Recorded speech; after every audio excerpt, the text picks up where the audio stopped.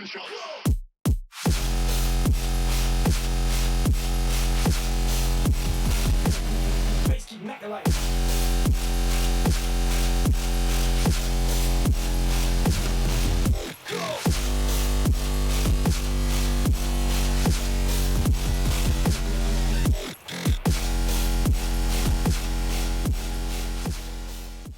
is going on, guys? I am your host of Squad Talks Season 4, Episode 10. It is your boy, Danny Pats. To your right, my left, we got my favorite golf professional, Mr. Floggy Flog.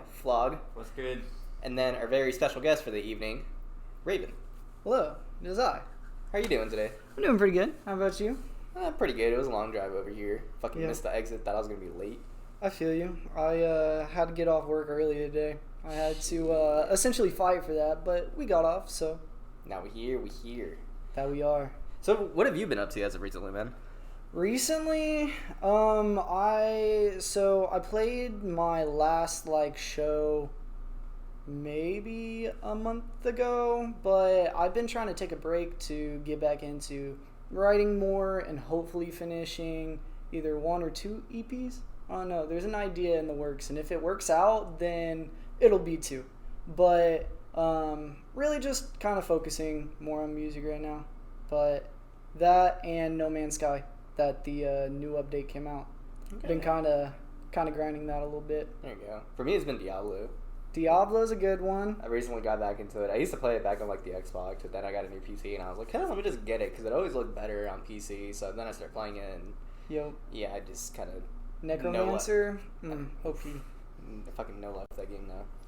So have you guys noticed that usually around this time of year when it comes to artists, they'll usually take a break when it comes to live performances and then focus on I guess more of writing and production. It's the winter. It's like hibernation. Yeah, I was gonna say, why do y'all think that's the cause of that? I think it's just the beginning of the year. You get hyped for the new year. You play a lot of shows leading up to summer, and then summer you play lots of shows in summer, and then by the time you get to the end of summer, you're like, Worn all right, out. I need something. I Yeah. need some kind of break here, because that's where I'm at currently too. I can see that. Yep. That and having some new fresh stuff for the next year whenever it rolls around. Yeah. So since we're talking about music, do you think it's important for artists to kind of let's say take an X amount of weeks or months from a live performance before getting down into in a studio and writing music? Because I know a lot of people, they get their ideas and what they want to make from live performances, and they'll make their music specifically from live performances. Mm-hmm. But does that kind of almost in a way take too much away from originality, if that makes sense? Yeah. Yeah, I could see that. I think that I feel more if you're kind of doing both at the same time, it takes away from both because you're looking at it from more of a wide lens rather than being able to take the time and focus down and get all the details right rather than just the big picture as a whole.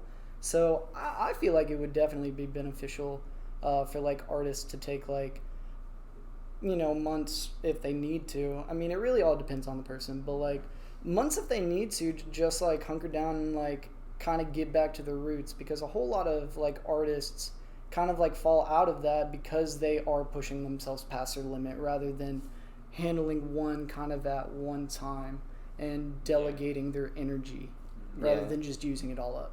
Yeah, I can see that. Yeah. Yeah, because I can see how it can get really easy to just almost play shows, and when you get that feeling of playing it live, you're like, oh yeah, maybe I can just do this, but then the producing kind of falls in the shadows.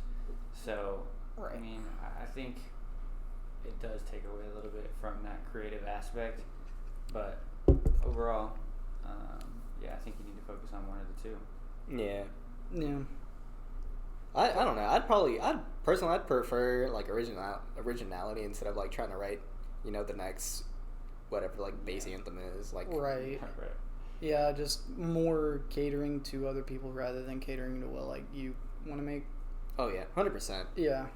Because that's where all the best stuff comes from. Whenever you're not even trying to fit in a genre, you're just writing music because you're Right. just, you just got this like idea, you have like the sound in your head, you just want to get it down into the DAW, yeah. and you're just like, let me just do this, but not for like the sake of like I guess others, but more for like a self kind of thing. Right.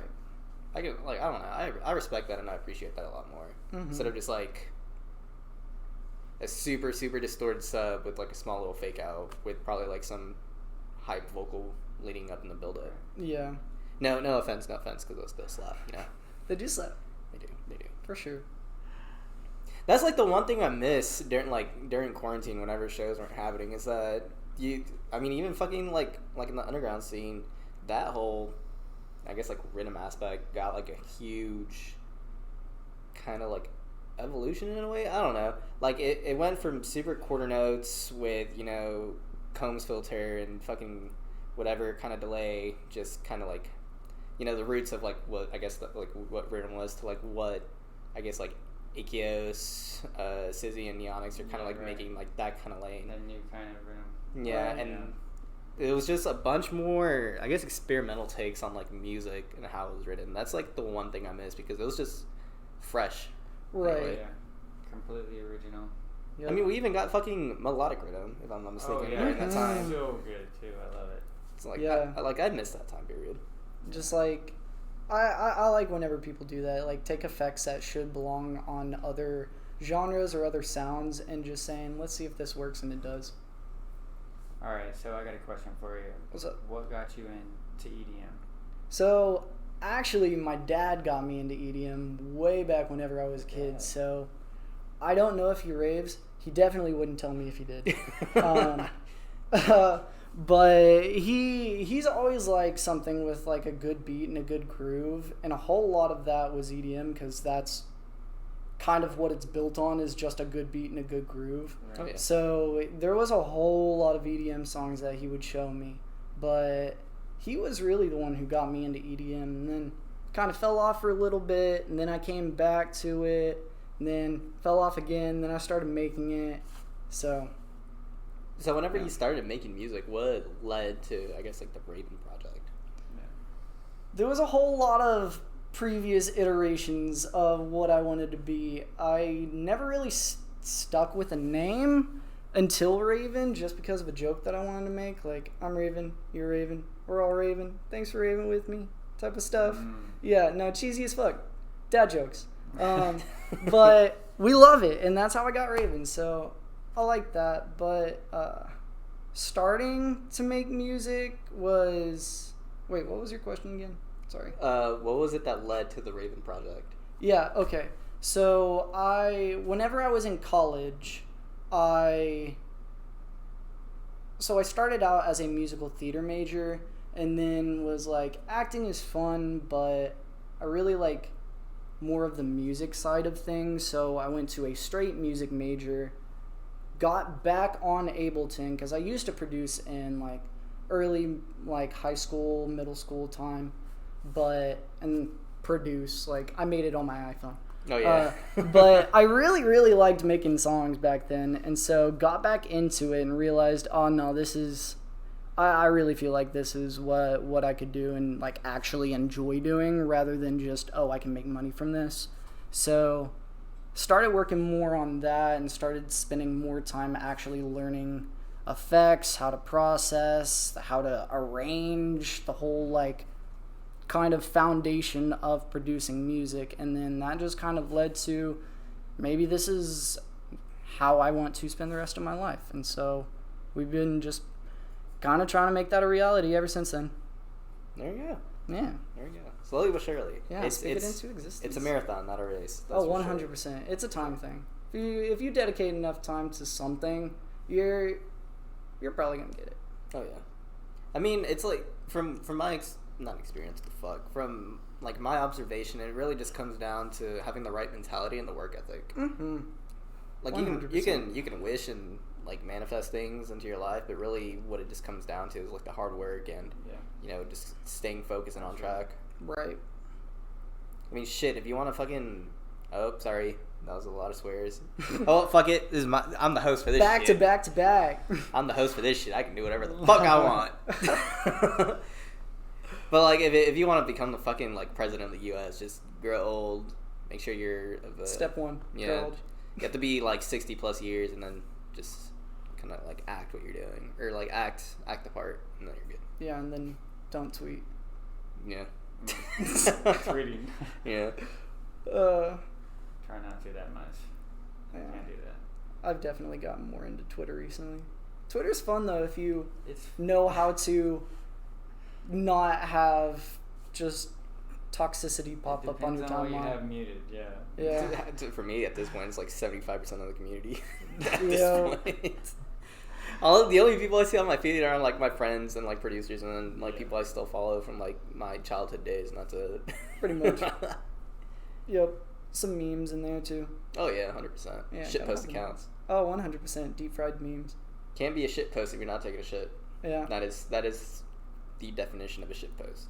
So have you ever seen these, or if you follow me on Twitter or follow anybody on Twitter, and you see a shit post, just know they're taking a dump whenever they're tweeting. So that's what I do.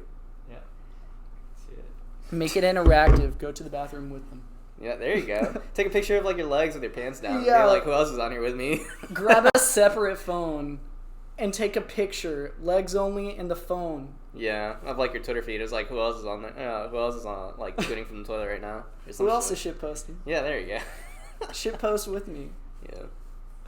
So, like, can you describe any? So you mentioned the 2-track EP. Or not the 2-track, the 2 EPs Yeah. that could potentially be in the work. Can you go like more into detail about that? So I love the concept of like opposites. So whenever I started writing music, it was more light, vibey, more like Millennium to maybe some more like vibey LS Dream, like trippy journey type songs. Like I'm trying to think of a song. Oh, I have that no. one on the stream song that I just know like off the top of my head, but I can't say the name. Right. It's And it doesn't help because you can't sing along to it because it's like maybe if you sing like a few chords of it, you like people are just gonna, psychedelic. there you go. Psychedelic. So like stuff like that. And then for the past like maybe year, I've been doing like heavier stuff like dubstep. I've been trying Tear Out. Haven't taken a shot at straight rhythm, but might try it. Just do. Group squad. Yeah. Just do square waves with a little delay in cones. Yes. And then you're set. A couple OTTs on there too. Yeah. Can't forget the OTT. At It's least like salt and 3. pepper. Just added like a At least little bit of 3. everything. At least 3. I say 7 minimum. 7 minimum. Make it an octuplet. There you go. But back to the EPs. Yeah, so I have a few in the vault, some of which were like whenever I was starting to write music, so the like mixing and mastering on it isn't the best, so I would have to go back and either just try and rework it off of that sound file or try and find the project file or just recreate the song. But my idea is to have a dark album and then a lighter album, and then maybe have like later on in the future have like a few iterations of each, and then maybe one day come out with like one in the middle that's just like weird. Weird I don't melodic know. dubstep. Yeah, But just some weird shit. experimental. Some freeform. Yeah, Yeah. freeform for sure. No genre. I Is like that what Connor does? Is that technically like freeform based? Yeah, I would say so. I don't know. He's I probably would gonna say get so. on my ass for this. I mean, I would say so. He's gonna get on our ass for this. Yeah, We he's got it definitely, right. he's definitely gonna get our ass. All right, is there any locals in the scene right now that you think are coming up and they're coming up quick? Honestly, I really feel like everyone that I know is definitely coming up. It's just a matter of who gets there first, There's a lot of which locals. whoever does, good for them. However, like to name a few who are just next tier godly, just otherworldly talented, my boy Paths, yeah, Dang. don't listen to him. Nah. But him, Cause the homie, fuck Cause though, my guy. Even fuck though he's you. an SA. He's kind of local. Texas is local. Yeah, that's it. Well, yeah. I mean, yeah. That's a big ass local. Hey, all the homies are homies. True. But he's had some, because I think he started his college project probably like a little over a year ago. And what he's done, because I think he started his first like actual like producing like under cause. Like, if I'm not mistaken, Tristan, you can get on my ass for this. You can switch the fuck cause to fuck pads. But I think it was over like a little over a year ago, and then having like a release on Subsidia, Rail Breakers, nice. And then I'm pretty sure Baked Up or like Hot Out the Oven records from Baked Up. It's good to see. Yeah, no, man definitely puts in work. Oh yeah, dude. Mm-hmm. It was funny because like I was listening to like one of his first tracks whenever he first like put them out, and then like hopping on Discord and just like sitting down with him, seeing like the projects that he's working on. I'm just like, damn, like this is some improvement, and this is fast. Like, this is scary. I need whatever he got.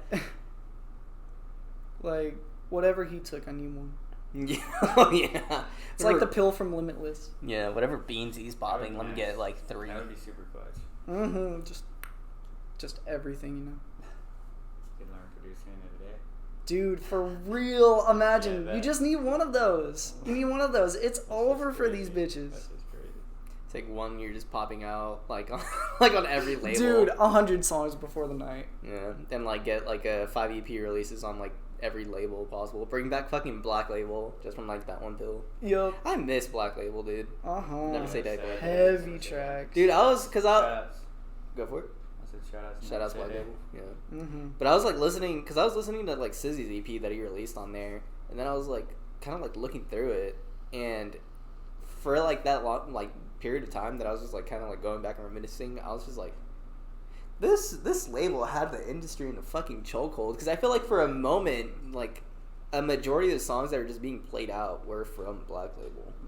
Yeah. And even like I guess like iconic songs that like people like if you just listen to like at first you're just gonna kind of like scream out, you know, whatever the pre-drop is, you're just gonna like sing along, but it's like the song that you know, and it's just from like that label. Right.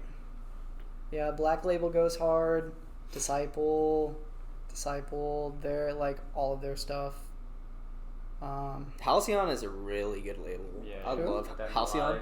That melodic. I think, how do you say his name? Olical? Ulical? Is that how you say it? Because I think Ulical? Lucille? Is that how you say it? Dude, I never knew how to say it. It's Lucille. Well, however you say it, my bad. I'll put respect on man's names because he's a living goat. My bad. But yeah, his label, where it's just like, didn't know. Yeah, he's killing it. Yeah. That's a really good label. Ace Aura. Ace Aura for sure. He's been killing it lately. I forgot he was from Dallas, dude. Mm-hmm. I remember seeing pictures of like he's him. Been killing it lately. I remember. I'm pretty sure every show that I played at least one of his songs. Yeah, I know Gibby does. He's got that melodic. It sounds great. Mm-hmm. So, out of like the shows that you played as of recently, what do you think is like one of the more memorable moments that you've had? Memorable moments? Like one of the moments where you just like, either you're on stage and you're just like, oh, I went back to back with like you know, Dub Zero, Marks, or like any of their homies, or just playing for like a certain event. Honestly, I'd probably have to say the last show that I played at, I had all my friends come out. I didn't realize how many people were trying to come out to see me play at a show, but it was the first time where I had like a solid group of people who came to see just me and who showed up to support me, and they were front row the entire time. And they were getting it, and like it just kept me going, and I felt like I did a better show because of that. Because it honestly just felt like I was playing for the homies, and they were enjoying it. But that Zion was a whole lot of fun. Zion was a crazy night. The first time and the second time I played the first Zion. Shout out Zion. Mm-hmm. Fuck Zion. Not kidding. But Zion was a great night. That was probably the most amount of fun that I've had at a show, was first Zion. And everybody who played that night threw down. Absolutely crazy. Like, great show.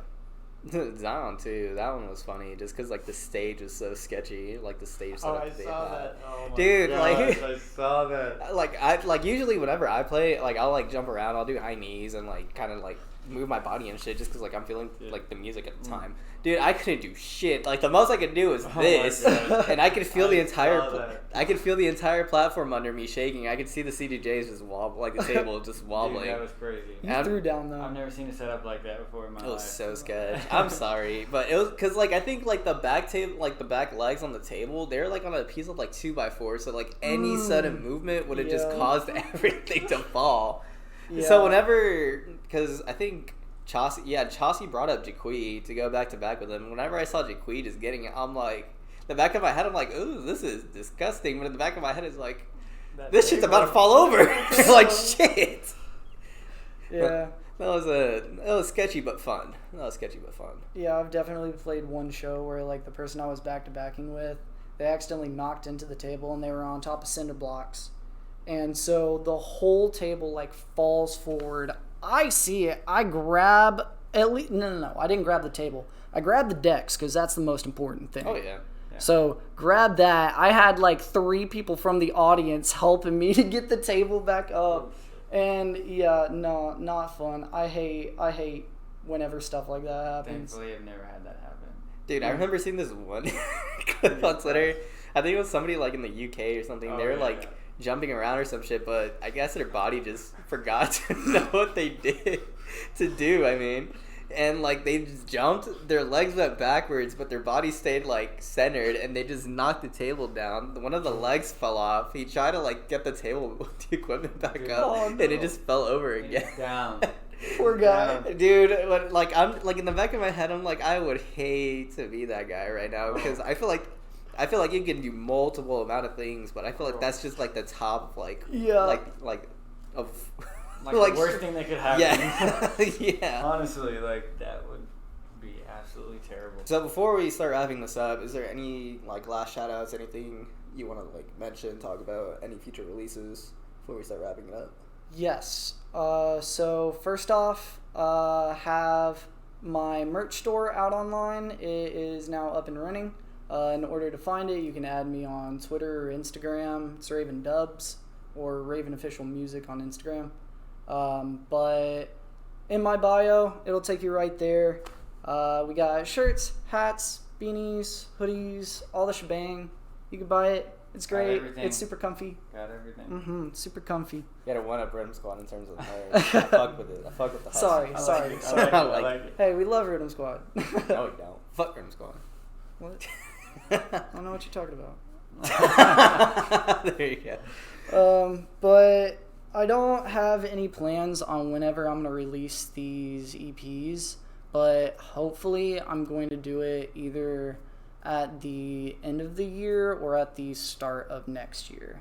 So that'll give me hopefully enough time to get all the songs I want on there and everything mastered and all nice and good artwork and all the stuff. Sweet. Mm-hmm.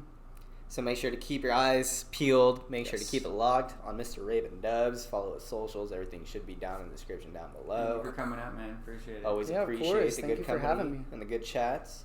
Before we wrap this up, Chris, anything? Shout out to golf.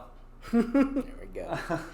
Thank you guys so much for tuning in and making it this far. If you did, this has been Squad Talk Season 4, Episode 10. This will probably be the last one for a while we take a break, kind of like catch up with real life shit that's going on in the Rim Squad kind of side of things. A lot of people are moving fast in terms of like life. So thank you guys for sticking around for 4 seasons, 10 episodes. Seriously, we appreciate it a lot. And make sure to have a nice day, and we will see you on the next time if that happens. Who knows? Maybe we might bring it back, maybe not. But if not, we will see you next time. Or goodbye. Peace. Peace. Later. Go!